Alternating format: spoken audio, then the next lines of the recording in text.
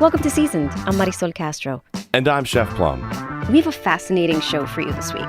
We'll cover pollinators and the climate, hardcore locavorism, and farming.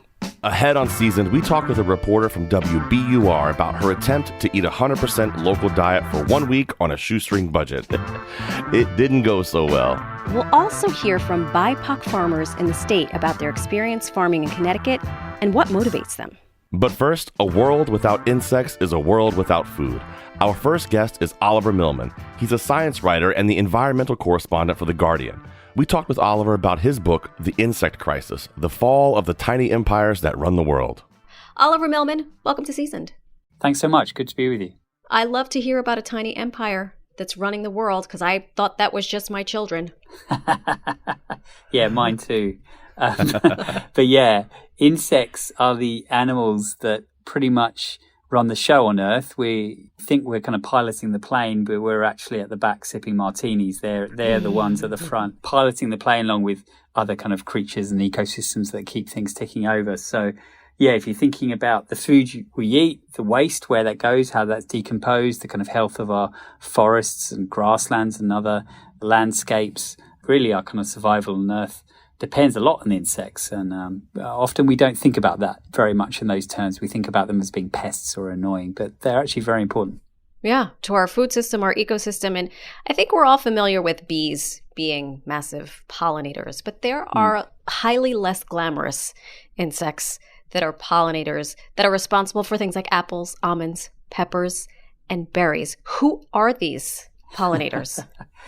Yeah, I mean, honeybees get all the glory, don't they? We think about bees, we think about a kind of black and yellow striped creature that kept in a hive and makes honey. But, you know, there's thousands of other species of wild bee that actually do kind of far more pollination in a broader sense than honeybees. If you think about tomatoes, for example, bumblebees can pollinate those. Honeybees are not able to do so. So bees are, you know, a huge part of that. But flies are huge pollinators too. Beetles, butterflies, all of these different types of insects are. People who love chocolate wouldn't know or appreciate really that the whole $100 billion a year chocolate industry is dependent on a tiny little midge that can crawl inside the cacao plant and pollinate it. Whoa. There's no way to replace that tiny midge. No, you don't really think about that when you're eating a bar of Hershey's or Lindt or whatever it is. But yeah, midges are really important too. Again, we don't really appreciate that or think about that when it comes to our food or other aspects of our lives. Do they also play a role in the making of ice cream? Yes, that's right. So cows eat alfalfa, which is pollinated by insects. Cows, obviously, their dairy is used for ice cream and other dairy products. So yeah, if you want ice cream, you want chocolate, you want cranberries, cherries and almonds and melons. If you want to kind of not die of starvation in the long run, the insects around.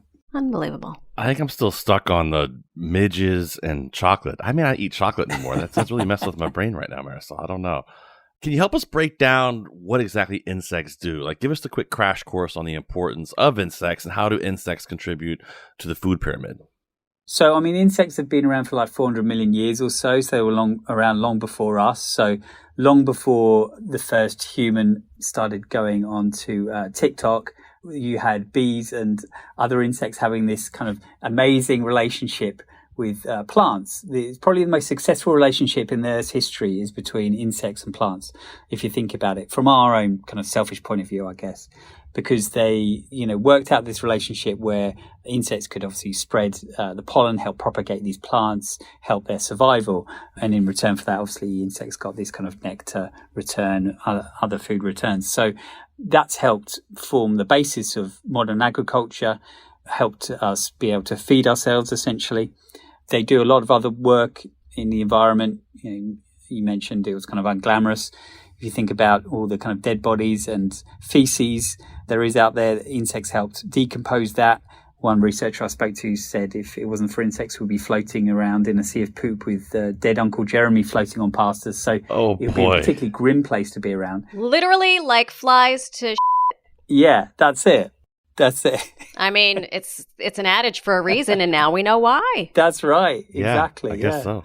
When European settlers first arrived in Australia, they brought a lot of cattle with them. not realizing, of course, that cows create a lot of waste, which the native beetles, the dung beetles, couldn't break down because they weren't used to cattle. They're used to marsupials and other creatures. So you had this crisis in Australia in the early days of settlement, white settlement of Australia, where the whole place was caked in just dung that couldn't be broken down. It hung around, it stunk, it poisoned the water and the earth. They actually had to import dung beetles from Europe to break down the waste.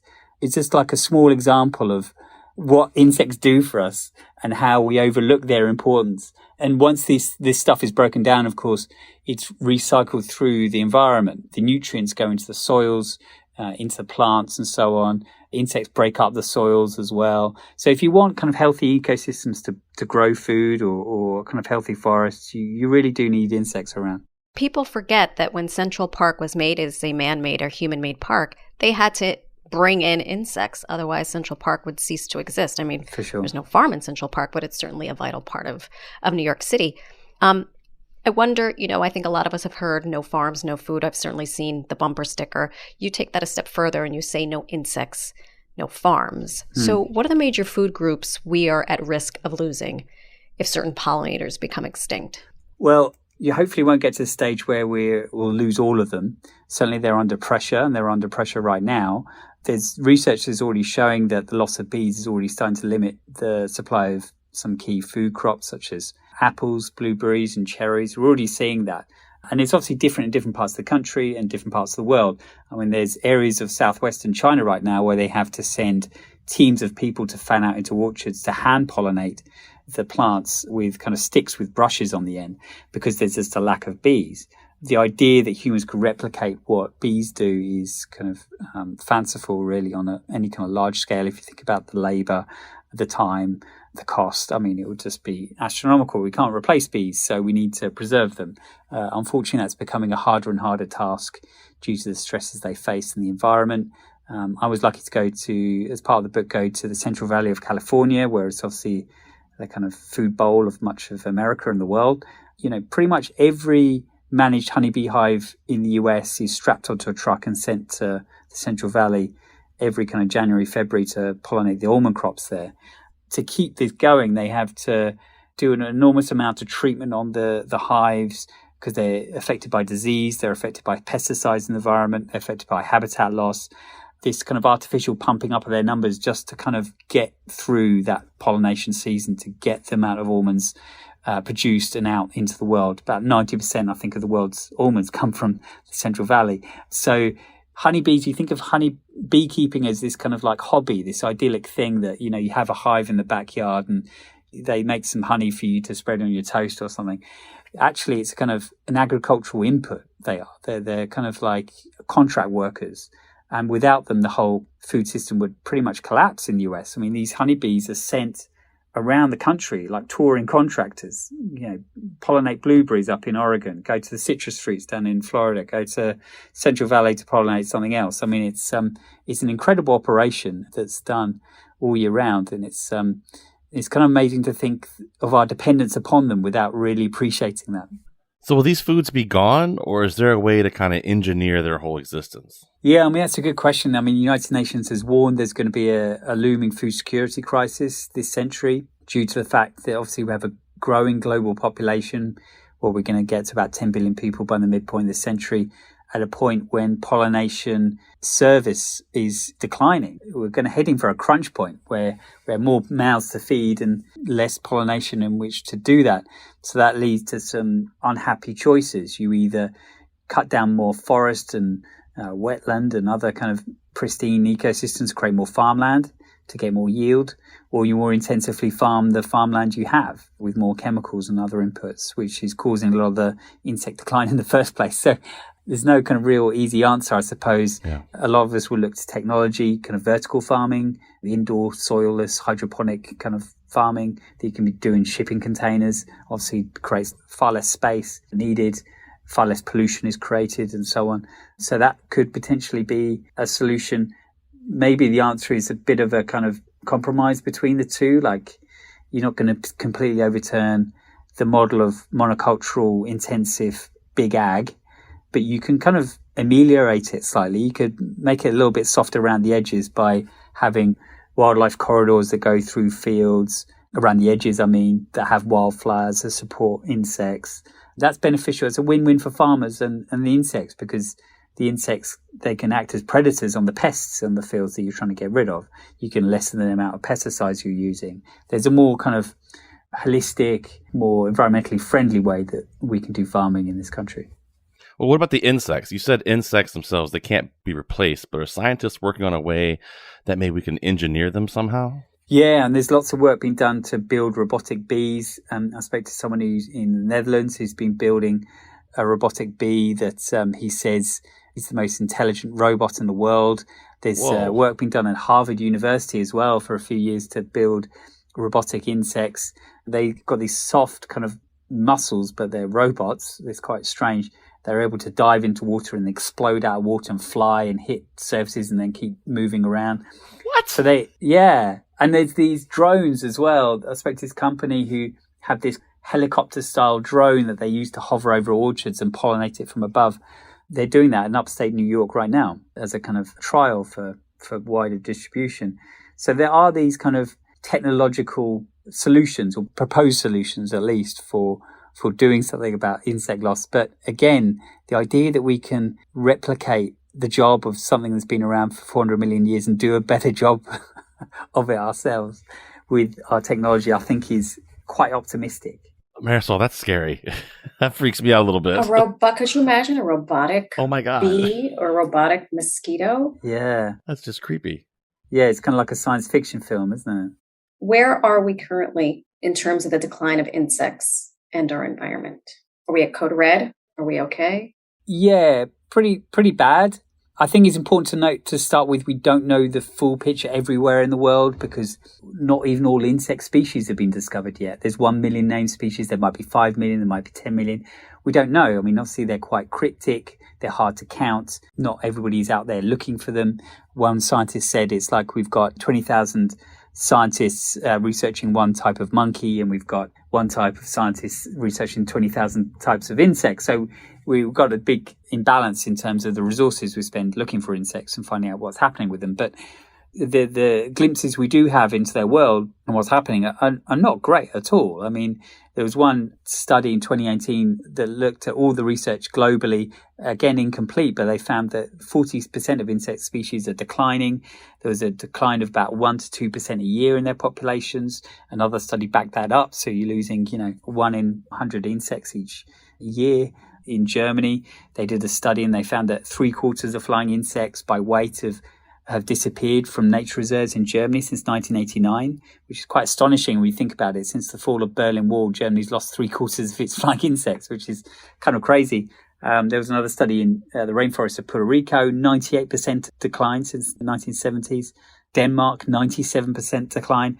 British butterfly numbers have halved in the last 50 years. 1 in 4 bumblebee species in the US is in danger of being wiped out. Wow. I mean, these declines kind of go on and on and on, and they're quite startling in their scope, in their scale. I mean, we may have lost 95% of the world's tigers, for example, but we've done that over kind of 100, 150 years. We're talking about a nearly total wipeout of some insects in some parts of the world in, just a few decades, which is quite startling when you think about it in those terms. So it's not great. We're not going to lose all insects. I think they will outlive us in the world.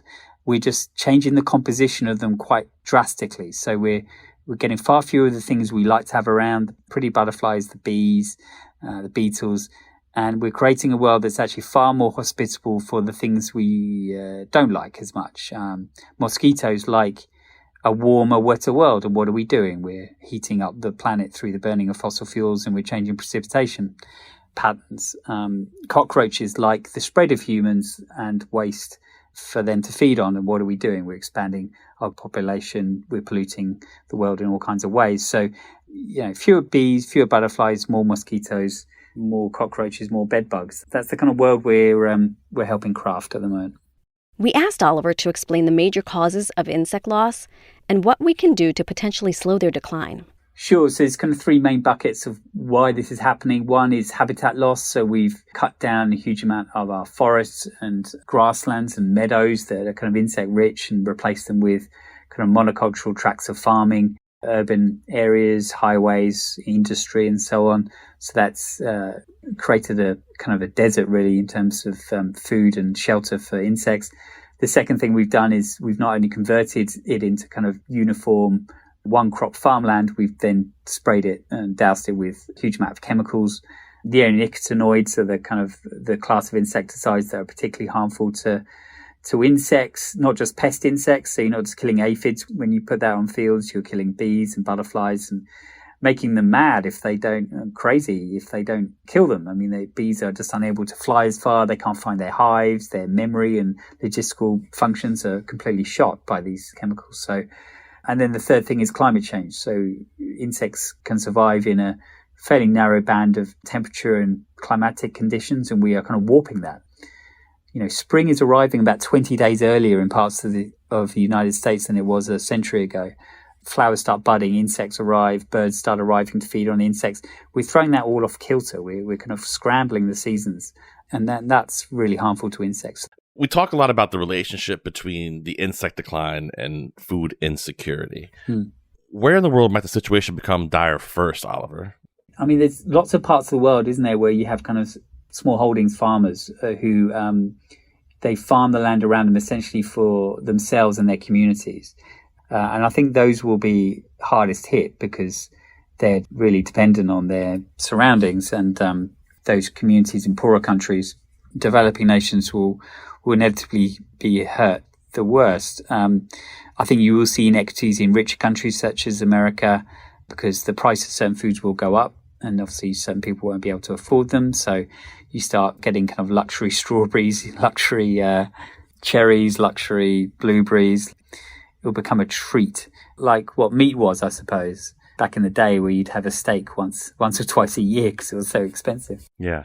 That's probably likely where we're heading. It's a familiar pattern, isn't it? The poorest in the world will unfortunately suffer first and hardest. The wealthiest amongst us will still be able to eat our chocolate and almonds unhindered. Can you just kind of elaborate on kind of the counterintuitive concept of eating insects as a way of saving them? Because I have these grasshoppers and they're delicious, or maybe they're just nice and crunchy. The things I put on them are delicious. Either way, it works. A lot of people say they're quite nutty or quite... I haven't tried one yet. But there's certainly lots of companies now making kind of cricket protein bars and things like this, and restaurants putting them on the menu. Yeah. I mean, of course, in many parts of the world, insects have been eaten for, centuries. Absolutely. It's not a weird thing. I think for Western diners, it's still a bit freaky, isn't it? There's a few things in their favour. They're full of protein. They're pretty good for you, right? Zinc, all the vitamins you need. And in terms of the environmental impact, it's far less than eating meat in particular, particularly beef. We create a huge amount of air and water pollution from raising beef, and it worsens climate change because we deforest huge parts of the world to create pasture for cattle. So a lot of the things affecting insect loss and other species and ourselves would actually be helped if we switched away from eating beef to eating insects. Weirdly, it would actually help them because you can raise them in small spaces. You don't create as much pollution. The math works out favorably in terms of the amount of space and effort and money per the amount of calories you're creating, because you could raise 1 trillion crickets in a shipping container. That would be... I don't know, Oliver. I don't think I could trade my ribeye for a box of crickets. I don't think I could do it. How has your appreciation of insects increased because of the work you've done writing this book? It has, massively. I mean, I really admire them. I mean, they're amazing survivors. They kind of adapt incredibly. They're actually far more intelligent and conscious than I thought. If you think about bees, yeah, you can teach them to play soccer. They look after each other's young, remember good and bad experiences. They can kind of count. They have a kind of form of consciousness that you wouldn't call human, but is their own kind of form of consciousness. And I think it's worth thinking about that a little bit rather than just thinking they're these kind of brainless, buzzy things. They're actually much more than that. Oliver, I heard in another interview you mentioned about bees playing soccer, and I'm so happy you brought that up. The thought of teaching a bee to play soccer is just incredible. I mean, is that a real thing? It is a real thing, yeah. With food rewards, they can learn to kick the tiny little ball around. Wow. If your local soccer team is looking for a new striker or something, then maybe a bee is the one. I mean, they're good in the air. That was Oliver Milman. He's the author of The Insect Crisis, The Fall of the Tiny Empires That Run the World. I'm Marisol Castro. And I'm Chef Plum. Coming up after the break, could you eat a 100% local diet for a week? It's actually a lot more challenging than it sounds. I'll talk with a reporter from WBUR about her hardcore locavore experiment. I was just constantly thinking about food and where am I going to get that salt and how much money do I have? And it really just became all-consuming. This is Seasoned. We'll be right back.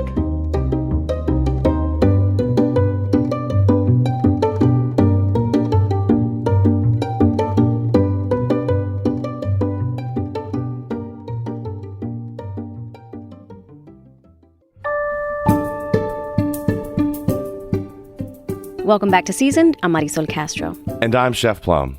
Our next guest is an award-winning public radio journalist.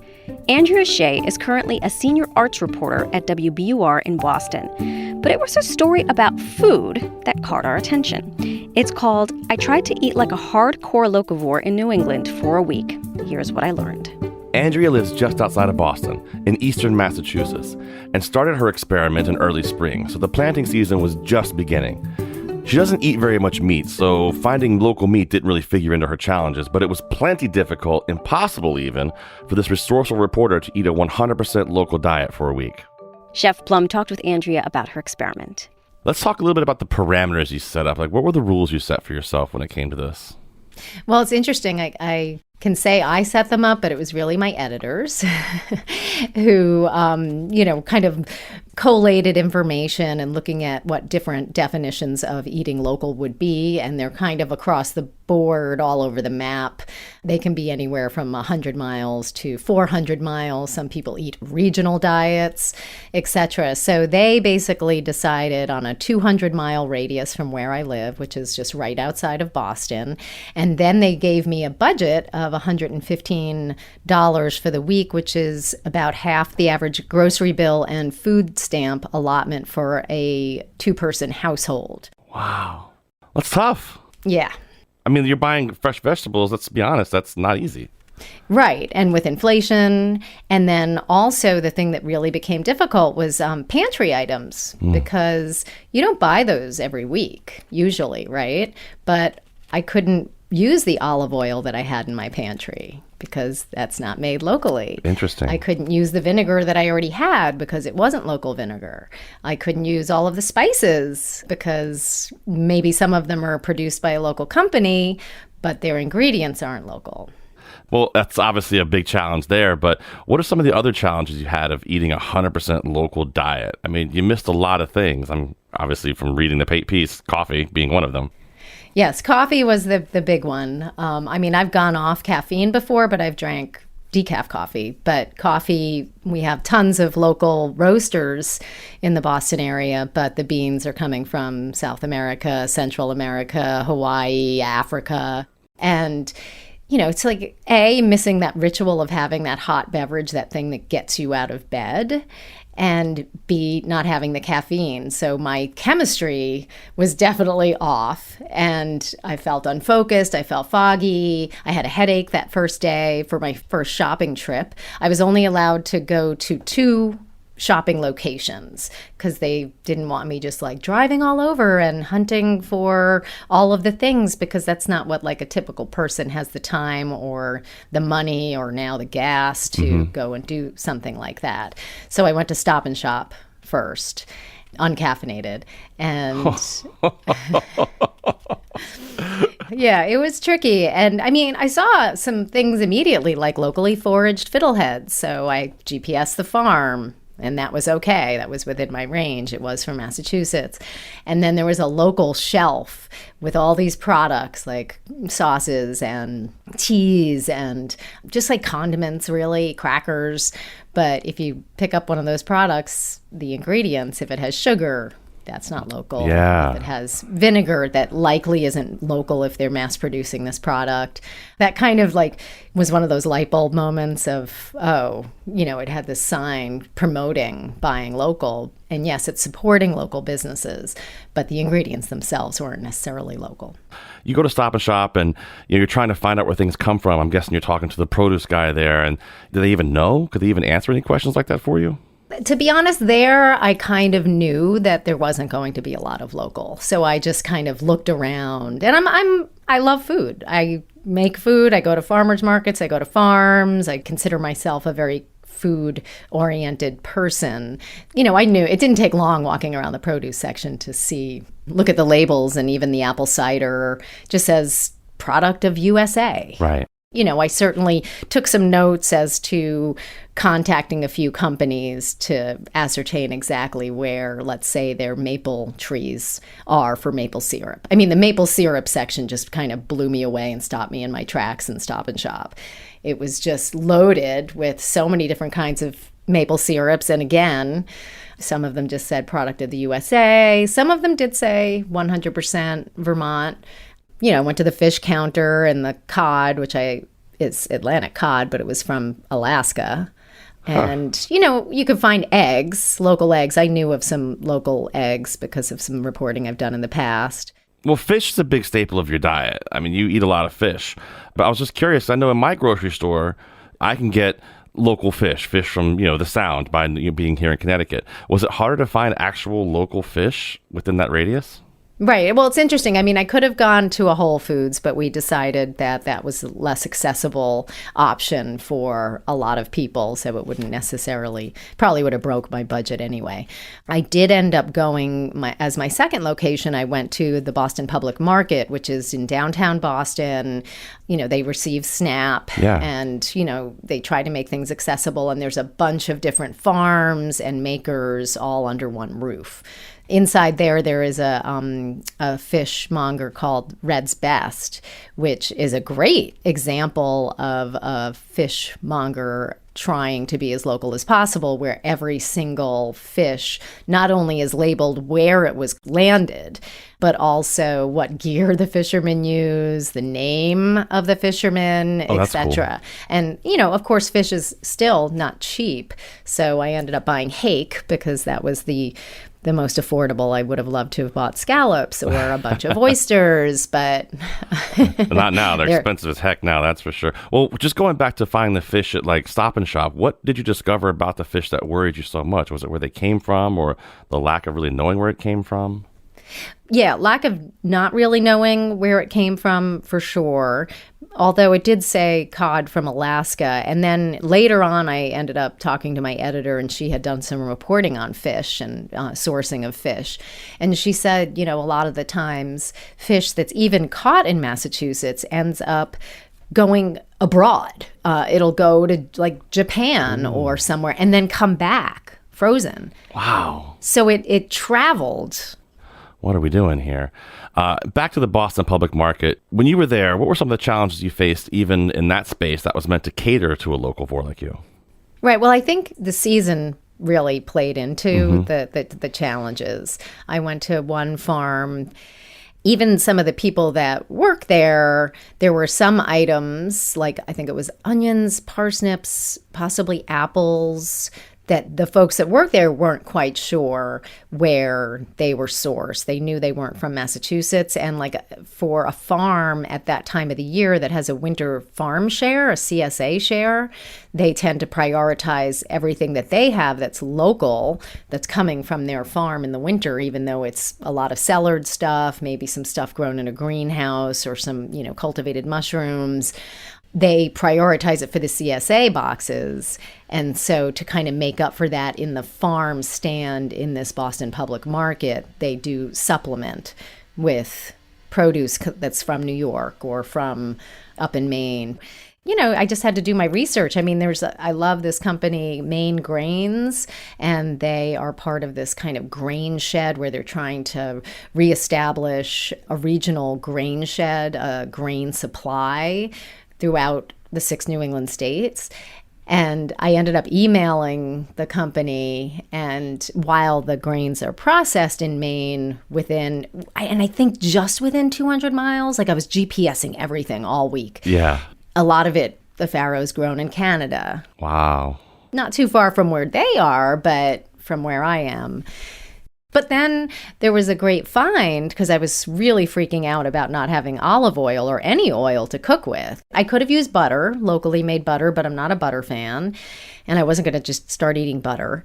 this one farm makes a butternut squash seed oil from locally grown butternut squash. Wow, okay. So that was like a discovery. And it was very flavorful. It was a very dark color, almost like amber, and it had a really interesting taste.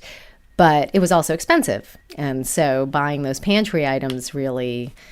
It broke my budget. Of course. I mean, all of it broke my budget. I did not make it through with I want some butternut squash seed oil. I've never had that. That sounds awesome. I want to try it. Yeah, nutty and unique. And like they were also saying that they make noodles out of the hulls from the seeds. Oh, wow. Yeah, okay. Very interesting farm. So that's like one of the discoveries when you're like, you start searching. Like I also started searching for salt. Yes, I do live on the ocean, but my kosher salt that I have in my kitchen is not from here. And so I went to a spice store that's very oriented around sourcing and sourcing sustainably and sourcing actually from a lot of women growers around the world. Right. But they did have a few Martha's Vineyard salts as well as from Maine. Expensive, though.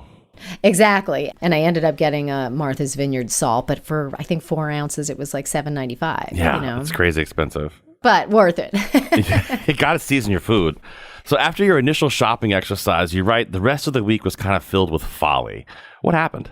I think one of the most interesting things in looking back on this is I have never done something like this for my job. I've never done this kind of participatory journalism where my body's chemistry is actually involved. So without the coffee and probably without some of the foods my body's used to having, I think my brain and my lots of things were just off kilter. So that didn't help. And I started worrying about being able to write this up.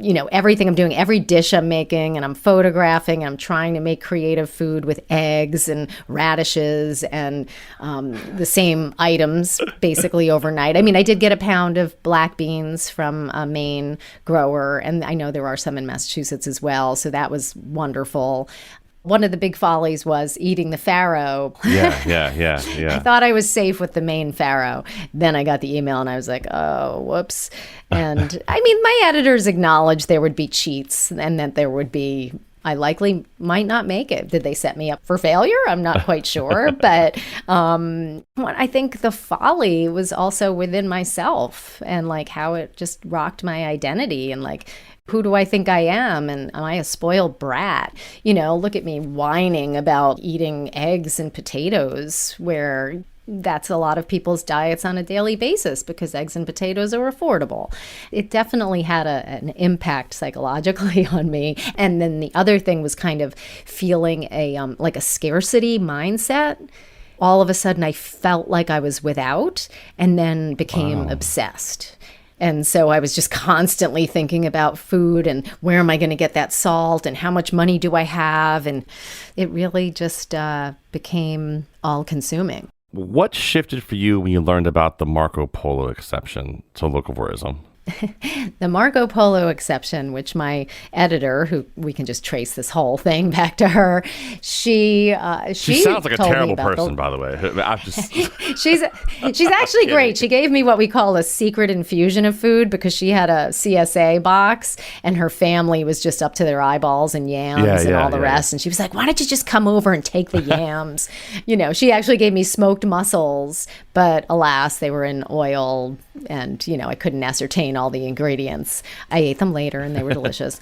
Yeah, so she told me about the Marco Polo exception that a lot of locavores use, which is basically allowing yourself items that Marco Polo could have brought back on his travels on a slow boat that's unrefrigerated. So pantry items, so oil, salt, seasonings. Exactly. And I guess, at that point I allowed myself a cup of coffee and it really helped. Was it the best cup of coffee you ever had? Pretty much, yeah. And all of a sudden my brain starts exploding and I'm all, kind of excited and make vegetable stock with all my scraps and I'm, just kind of, and it's also coming to the end of the week. So, I'm knowing that the end is near, but it just made me think about how it could be realistic to be a Marco Polo locavore with, say, a 400-mile radius. So that's more regional. Well, what's changed for you since your experiment last April? And has your shopping and eating, is it different now? My mind is different. I certainly really like coffee now. Yeah, I love my coffee, but I think about it every time I pour a cup. My experience of going to the store is different.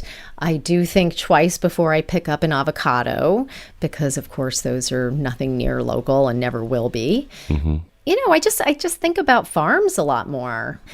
And I've always tried to eat seasonally, but I realize now that, yes, I do that, but it's not for sustenance as much as it's for novelty and the joy of cooking, fiddleheads for 2 weeks or whatever, or ramps or scapes, garlic scapes, things like that. I mean, I try not to eat corn. I don't eat corn unless it's in August, pretty much, in September. Same with tomatoes. I'm the same way with tomatoes. I'm a maniac about tomatoes. Don't put them on your menu in January. Stop it. Right. And it is that kind of New England thing in a lot of ways where it's like, oh, well, it's like the winter is long, but it makes the summer and the spring, or the spring and the summer, so much sweeter. Can we just talk about fiddlehead ferns for a second?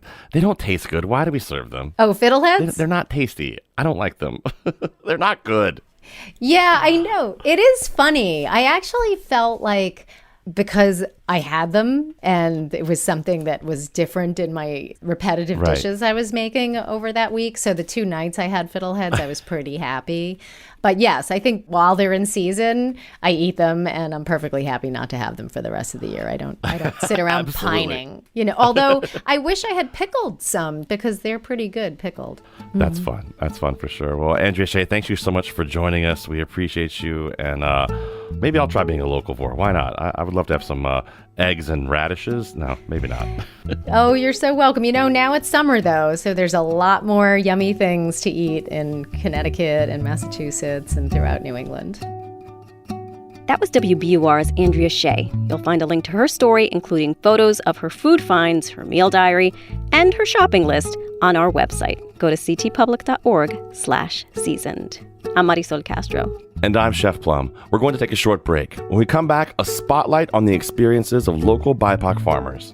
I actually feel very proud having dirt on me, looking all sweaty and tired, because this is all my passion and energy that's going into cultivating something. You're listening to Seasoned on Connecticut Public Radio. We'll be right back.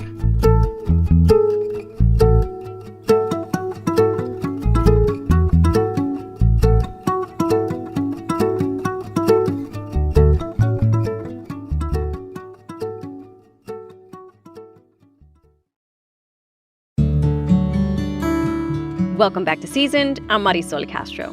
And I'm Chef Plum. Here on Seasoned, we're all about shining a light on local food makers and farmers. We have an abundance of farms in our state, more than 5,000 now. But did you know that only 2% of Connecticut's farmers are people of color? This summer, our colleagues Patrick Scahill and Mark Mirko are bringing you the voices and images of BIPOC farmers in our state.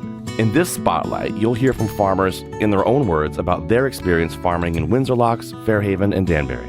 Up first, the wife and husband team behind the Samad Gardens initiative in Windsor Locks. We're literally, running the same farm business. One day it's me, a white lady. The next day it's him, a black guy. Man. And that's the only difference. My name is Sarah Rose Kareem. I'm co-founder of Samad Gardens Initiative. Azim Zakir Kareem, co-founder of Samad Gardens Initiative. There was one farmer's market I had to work for. This on the very last day I show up and suddenly no one's coming near the booth. And she was like, why is no one coming? This is so strange. Why is no one here? I'm like, you got a black dude here. This isn't a place where you just find black people walking around. People will just kind of slide right past you and go to the white farmer. My first instinct is it really that? And then I look and I have to agree. If a white man selling ice and a black man selling ice, we automatically assume the white man got superior ice. The white man's ice is colder. So if we're in that market and it's a white area, right? You have to qualify yourself as being worthy to entertain them. And then they tend to look at it as, oh, I'm doing you a favor. I have to make them like me. Who cares about the product? You have to like me. Right. In black areas, if there's white competition, I have to, play a card. Like, hey, come on, man, support a brother. Here we are doing for the family. What's good, kid? hey, yo, I'm right here from this environment. You know what I'm saying? I'll come from here. And if you look and if you go to the hood, we are the ones who run out of food first.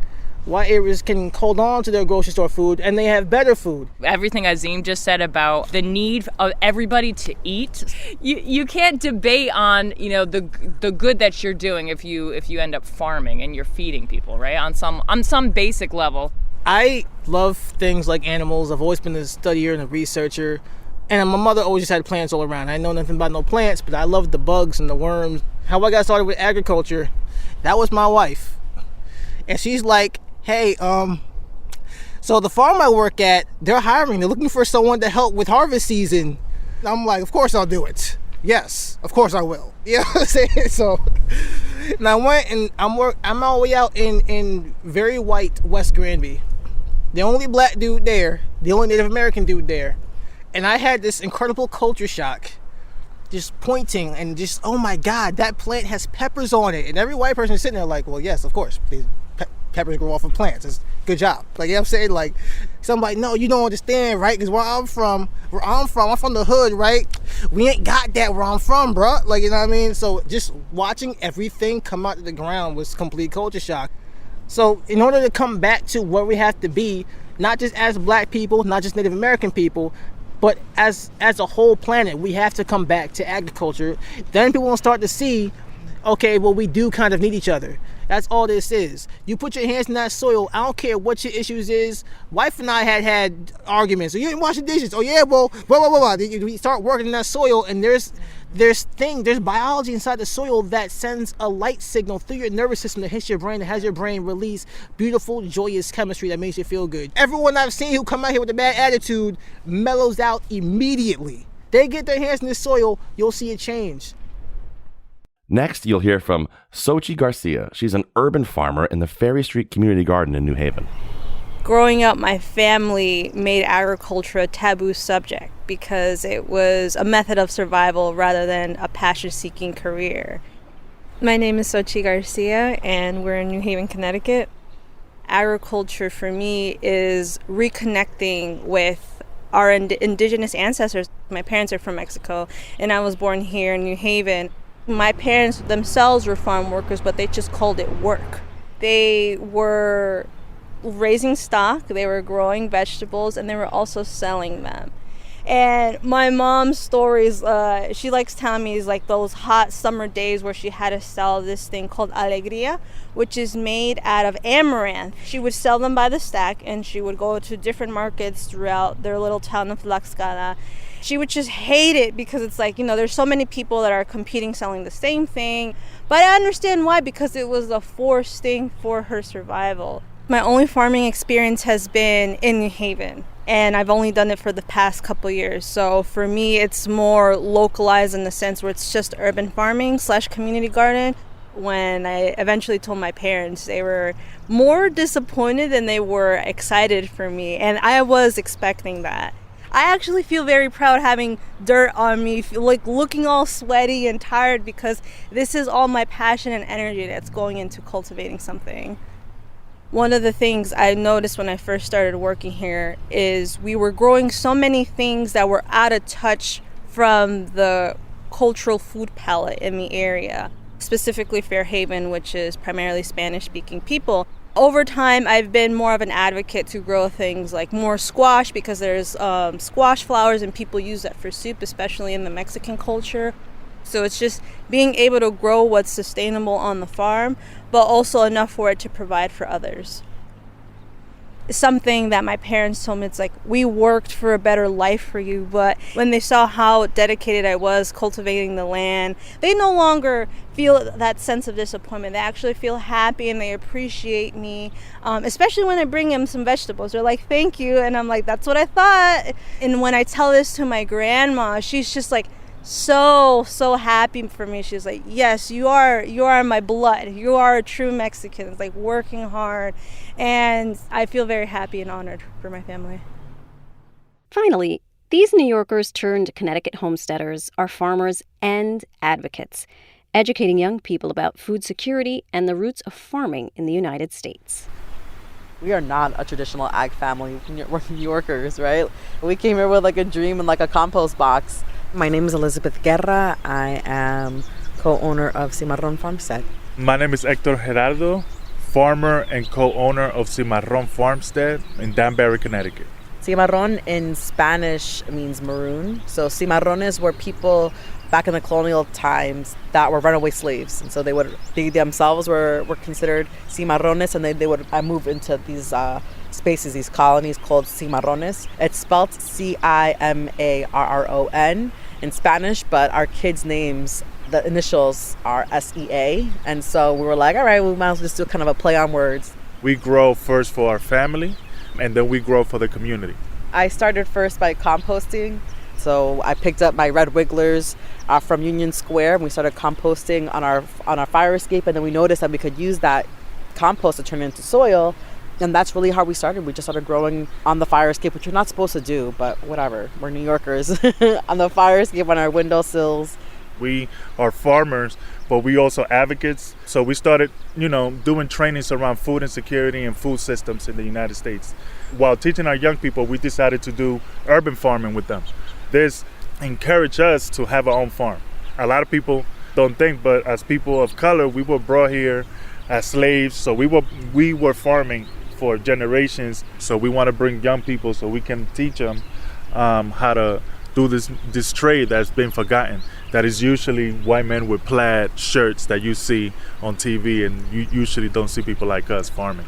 My family is from the northwest province of Esmeraldas in Ecuador. My mom lived on the farm when she was in Ecuador, and so my mom always made sure that she always had like a little planter in front of her house. I come from the Dominican Republic. I'm an immigrant. Even within my own community, I don't fit because, I have an accent.